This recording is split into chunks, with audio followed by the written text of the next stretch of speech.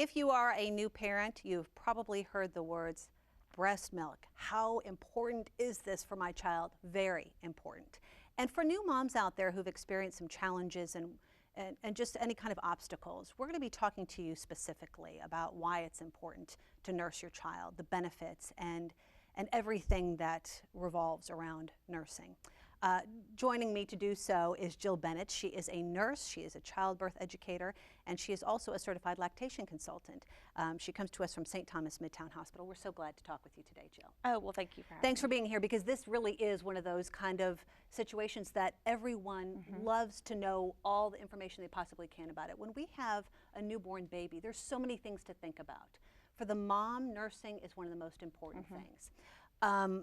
Tell all the parents out there, first of all, why it is so important, the nursing, the breastfeeding for children. Well, I think just in general for the baby, I think the most amazing thing is there's no breast milk that's the same. A mom actually creates the breast milk for her baby specifically. So it is not just a broad, here's what you might get, it is what you need. And so I think parents need to realize you are really producing what your baby needs, which are different. Every baby's needs are different. So to me, it's just the uniqueness of the breast milk itself. We hear how it helps a child's health overall, their immune system. What does it do specifically in terms of benefits? You know, that colostrum that a mom actually produces in those first few days has those antibodies, and those antibodies, believe it or not, go into that intestine system and kind of lays down this beautiful barrier. So the bacteria, the viruses, the environmental things that we are exposed to just don't get a chance to go into the baby's system. And so it's kind of like the first medicine that you would want to give your baby is that first breast milk, and then continuing as the breast milk matures, it just continues to help the health of the baby. So if anything, these babies are healthier. We've found that they're having less problems with obesity. We're finding, I love the fact that they're smarter. Yes. If you want the smartest baby in town, I always say, you know, why not give them, you know, what they need. So it's just amazing to me, just all the benefits that that breast milk will give to the baby. Sure. What do you say for new moms out there? Again, you know, so many of them are sleep deprived and they're trying to get a baby on a schedule eventually. That doesn't happen initially. But as far as them having any kind of issues, maybe my milk isn't coming in. Let's start there. What can they do to help that? We are really promoting what is called skin-to-skin contact now, or you're going to hear it called Kangaroo Care. And what that is, believe it or not, just putting the baby up next to our skin. And so what happens, that just wakes up these hunger cues. These babies are showing us that they're hungry. The more we put the baby to the breast, the more milk supply we have. I always tell us it's a supply and demand kind of issue. And so I think if parents will realize, if I can get the baby to the breast as much as possible, I'm going to have a better milk supply. It's just kind of a simple business equation is all it really is. But I think every mom is concerned with, will I have enough milk? Will it come in time? And we just try to reassure moms, it will. It will. We need to point out, by the way, that Jill has helped many new parents over at Saint Thomas and in general. I mean, I know you've been there for quite a while. Right. You're also a child birth educator. Kind of explain that role. As a child birth educator, we call ourselves the front line. In other words, these are parents who have not had the baby yet. And so they're coming into our classes learning about labor, learning about their birth options, learning about how to take care of themselves after the baby and the baby. And then with breastfeeding, we have classes that kind of incorporate, how do I start that process? And we have prenatal breastfeeding classes so that moms and dads can come in before they deliver and find out some of this information. And that's really more of a comfort. Sure. The more I know going in, the more comfortable I'm going to feel. And then, of course, that support continues from the minute you have that baby until even after you leave our hospital. So in that prenatal part, we're just trying to get the information to them, but assure them. Yes. Yeah, get them Absolutely. excited.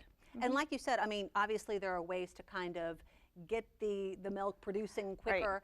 For some women, though, who just can't produce milk like they should, what are their options? Well, you know, one, I always go to the mom who says my milk supply is down, and then I have about a million other questions to ask them. One, about what they're doing, but then also about their health. And sometimes there are some things about mom's health that we need to evaluate and see if we can kind of tweak a few things to see if we can get the milk going in a little bit faster. Okay. There are some herbs out there that we always stress the pediatrician needs to okay first. that some moms can try. We always tell a mom, don't quite give up. Does that make sense? Yes. Let's go down this road a little bit farther and see if we can get things going. Okay. Talk about how long a child should be breastfed. You hear different things, you know, and it's different for everybody, too. It's a very personal decision. But how long do you recommend? Well, what we do recommend, and it's by the American Pediatric Association, is if you can exclusively breastfeed, in other words, that's the only thing that you give your baby for about 6 months, then you are giving them that great foundation. After 6 months, the pediatrician's going to start working in the foods, working in, you know, making them a little bit more adaptable to some of the foods that they're there. At that point, you know, breastfeeding is a continuing of whatever you want to do for your life at that point. You know, I love to say a year. I would love to say longer than a year, but I think there's a point that I think a mom and a baby kind of decides this journey's over. Does that make sense? But if they can exclusively breastfeed for that first 6 months and then continue on with the introductions of foods, we're finding these babies are healthier. Yeah, a lot of women end up having to go back to work. Right. And that is something that, you know, then they're talking to their lactation consultant and say, what do I do at this point? Some women pump, some women, well, some companies welcome the fact that they can nurse their child on site even. It's rare, but what do you recommend for that? You know, we recommend in our hospital, we actually encourage our moms, breastfeed as long as you can exclusively. Enjoy your baby. When you're about 3 or 4 weeks out from going to work or leaving your baby, yeah, we need to start pumping. We need a little bit of a supply in the freezer. We need a baby that can take a bottle. You don't ever want to leave your baby with a caregiver who can't give your baby a bottle. So we actually, in our breastfeeding support group, touch on this subject every month. So before moms can go back to work, we have got a special little session in our breastfeeding support group about going back to work. And then at work, you know, you pump when you can, and that's what we recommend, at least as much as you can, because if you're away from your baby, you want your baby to still be getting that milk. And so really, employers are supposed to and are required to provide a place for moms to pump. And so, you know, taking the baby to work with you before you go back to work softens everything a little bit. And already knowing before you have the baby, where would I pump? How is that going to work? Kind of makes moms feel a little bit more confident about going back to work. And then again, you're still providing that milk. If it's in a bottle or if it's from you, you're still getting that great benefit from the breast milk. So yes, a lot of our moms, and we've got all kinds of ways to help you with pumping. So a lot of moms continue to do it. Yeah, and it's great for obviously the continuation of the production of the milk itself. Is there something that parents should know, moms obviously, of what not to eat for, you know, their child to be able to get it into their system when we're talking about breastfeeding? You know, and that is so tricky because people come to us and say, oh, I should only eat this, or I have to only have bland foods. And you know, our theory is have a wide variety of foods. The more foods you eat, the better variety your child is exposed to. Now, some foods make us a little bit uncomfortable. If they make you uncomfortable, you are going to probably notice your baby is also a little uncomfortable. So, you know, logging your feedings for a while, trying to figure out how you feel, how is the baby acting. I think you'll notice that some foods affect you more than others, and so we stay away from those foods.